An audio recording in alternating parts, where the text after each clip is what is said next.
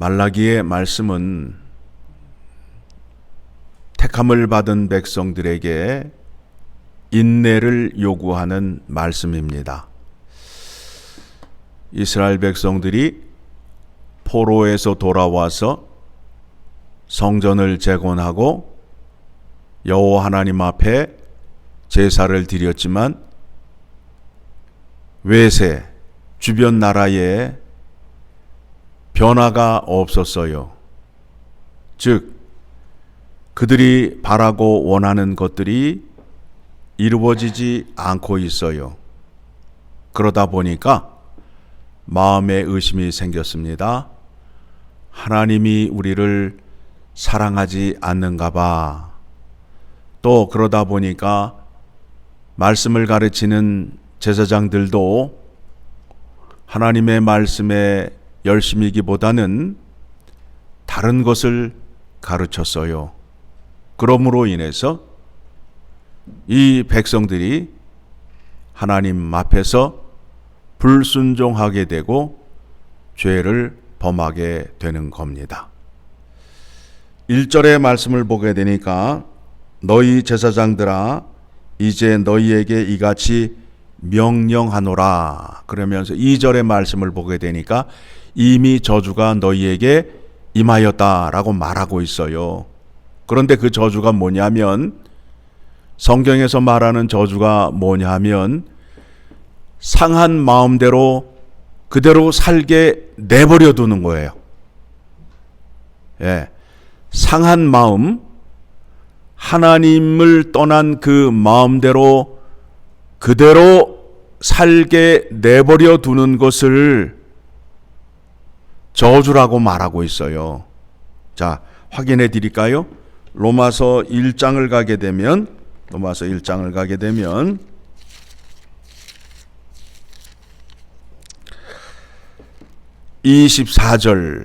24절 로마서 1장 24절 자, 같이 읽어봅니다.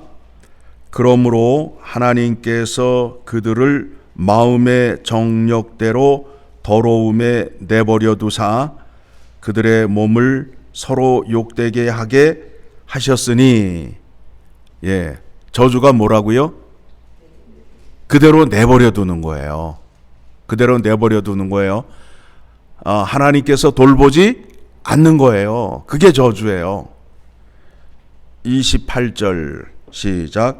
또한 그들이 마음에 하나님 두기를 싫어하며 하나님께서 그들을 그 상실한 마음대로 내버려 두사 합당하지 못한 일을 하게 하셨으니 내버려 두는 거예요. 그대로. 여러분, 하나님께서 사랑의 매를 때리고 징계를 받는 것이 얼마나 감사한 일인지 몰라요. 왜 그래요? 징계를 주고 때리는 이유가 뭐예요? 정신 차리고 돌아오라는 거 아니에요? 그러면 하나님과의 관계가 끊어진 거예요? 유지하고 있는 거예요? 유지하고 있는 거 아니에요? 하나님과의 관계가 끊어지는 게 저주란 말이에요. 그대로 내버려 두신다고. 그런데 그 내버림을 당하는 게 뭐냐 하면 이 사람들이 하나님의 말씀을 들으려 하지 않고 순종하지 않기 때문에 일어나는 일이에요. 그래서 하나님의 말씀을 백성들에게 잘 가르쳐야 할 제사장들이 딴짓을 하고 있어요. 자, 7절 말씀 봅니다. 7절 시작. 제사장의 입술은 지식을 지켜야 하겠고 사람들은 그의 입에서 율법을 구하게 되어야 할 것이니 제사장은 만군의 여호와의 사자가 됨이거늘. 딴짓하고 있다고요. 그러면서 제사장들이 하는 말이 무엇이냐 하면 우리가 하는 일이 정의롭고 공의로운 일을 하고 있는데 우리를 알아주는 하나님이 어디 있느냐라고 반문을 하고 있어요. 여호와 하나님께서 하나님의 율법을 올바로 전하지 못하는 제사장들에게 지금 명령을 하고 그들의 잘못을 지적하고 있는데, 제사장들은 그 말씀을 받아들이는 것이 아니라 우리가 뭘 잘못했다고, 우리가 얼마나 정의롭게 잘하고 있는데 왜 그러느냐, 우리를 알아주는 하나님이 어디 계시냐 하고 17절의 말씀 시작. 너희가 말로 여호와를 괴롭게 하고도 이르기를 우리가 어떻게 여호와를 괴롭혀 드렸나이까 하는도다. 이는 너희가 말하기를 모든 악을 행하는 자는 여호와의 눈에 좋게 보이며 그에게 기쁨이 된다 하며, 또 말하기를 정의의 하나님이 어디 계시냐 함이니라. 선지자를 통하여 잘못을 뉘우치고 깨닫게 하는데 제사장들이 오히려 뭐라 그래요? 우리가 뭘 잘못했느냐, 우리의 잘함과 우리의 자랑을 알아주는 하나님이 어디 계시냐 하고 반문을 하고 있잖아요. 얼마나 심각한 얘기예요. 얼마나 심각한 얘기예요. 자, 하나님과 우리 사이에는 뭐가 있죠? 언약이 있다고요. 언약. 약속의 말씀이 있다고.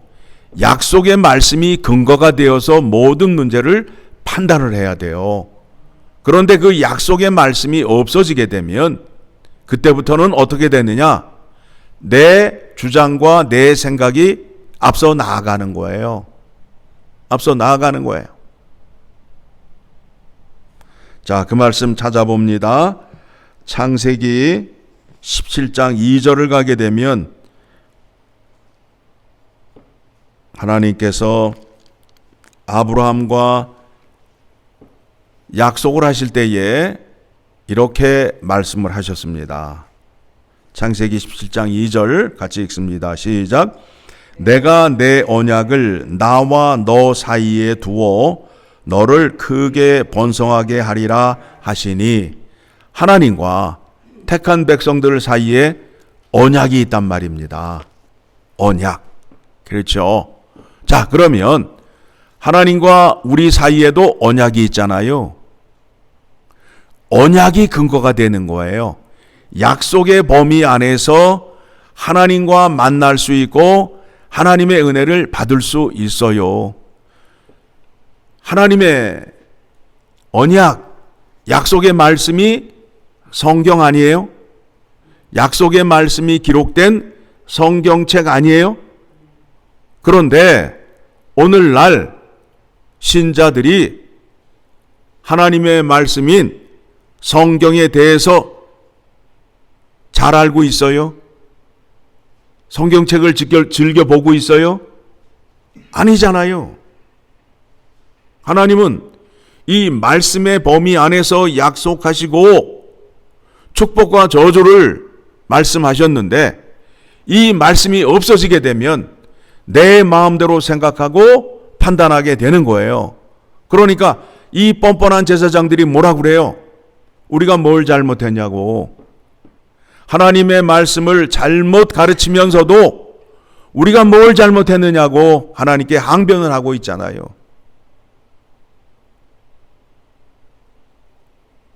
회개하라 그러니까 하는 말이 뭐예요?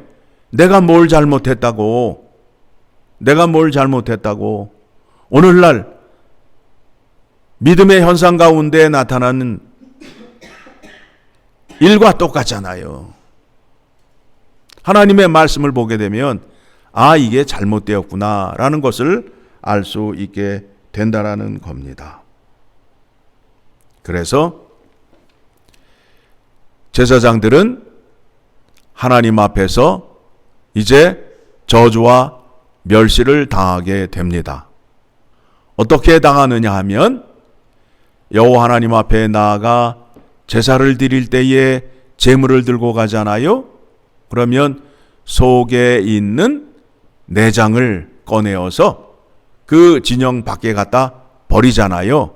똥을 제하여서 진영 밖으로 버리잖아요. 그 똥을 제사장의 얼굴에 바르고 결국은 버림을 당하겠다는 거예요. 똥을 버림과 같이 그 제사장은 버림을 당한다는 거예요. 그 말씀이 3절의 말씀에 나옵니다.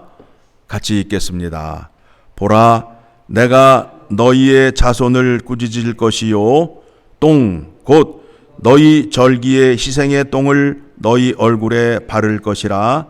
너희가 그것과 함께 제하여 버림을 당하리라.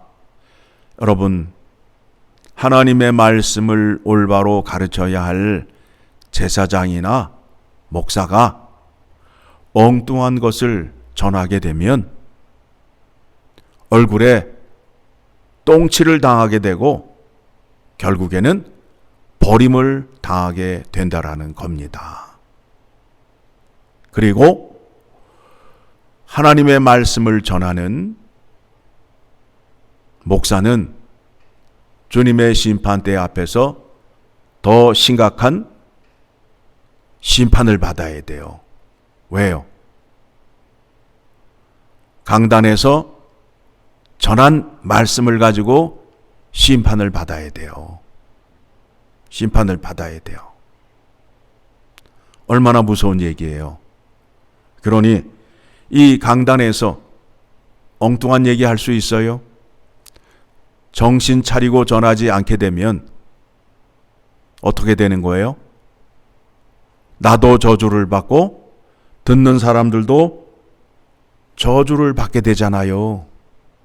그래서 여러분들이 기도하실 적마다 목사를 위하여 기도해 주셔야 돼요. 딴짓하지 못하게 하시고 하나님 말씀 살피는데 온 힘을 다하게 하여 주시옵소서 라고 기도하셔야 된다고요. 만일 그렇지 않게 되면 9절 시작. 너희가 내 길을 지키지 아니하고 율법을 행할 때에 사람에게 치우치게 하였으므로 나도 너희로 하여금 모든 백성 앞에서 멸시와 천대를 당하게 하였느니라 하시니라. 하나님 말씀 제대로 전하지 아니하면 멸시 천대를 당하는 거예요. 멸시 천대를 당하는 거예요. 그리고 잘못된 가르침을 받는 백성들은, 교인들은 어떻게 되는 거예요? 병들게 되는 거 아니에요? 상한 음식, 잘못된 음식을 먹게 됨으로 인하여 어떻게 돼요? 병들잖아요. 영혼이 병들잖아요. 그 심각성을 아셔야죠. 그 심각성을 아셔야죠. 이민교회가 이만큼 오랜 연수를 갖고 있는데 이제는 어느 정도 믿음의 수준이 좀 올라가서 깨달음이 있고 무엇을 하여야 하는지를 이제는 좀 생각을 하셔야 돼요. 생각을 하셔야 돼요. 아직도 교회를 그냥 우리의 외로움이나 달래주고 맛있는 음식이나 먹는 것으로 생각하시면 심히 곤란하다는 거예요. 심히 곤란하다는 거예요. 이 마지막 때에 이 지구상에 성경의 말씀대로 안전한 곳이 없다고 말하잖아요. 성경에 나와 있잖아요. 확인해 드릴게요. 히브리서 13장을 가게 되면 그 말씀이 나와요.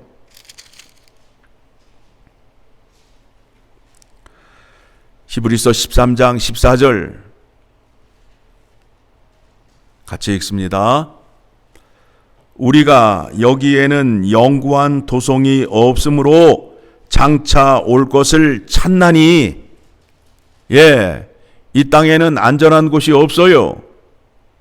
오직 안전한 곳은 하나님 나라, 천국 이외에는 없어요. 없어요.